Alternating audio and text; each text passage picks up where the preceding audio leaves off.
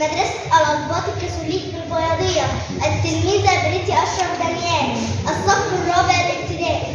ألقي عليكم قصيدة بعنوان وطني أبشر للشاعرة عائشة المؤدب. وطني ذكراك نمجدها ومدى الأيام نخلدها، خص الرحمن لكاملنا يجلو للعين تعددها. زيت الزيتون بها فاح وشتى الليمون يرددها، النخل بواسق أذرعها كالكف تسبح سيدها، والتمر عراج مثقلة قطف الرمان ترصدها.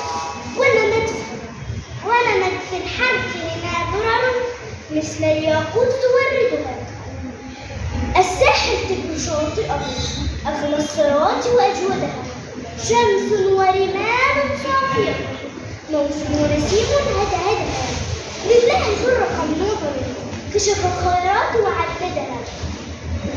وطن وشعب له سند أعلى الرايات وساندها، وفدى الأمجاد بأرواح وسقى بالعزم تجددها.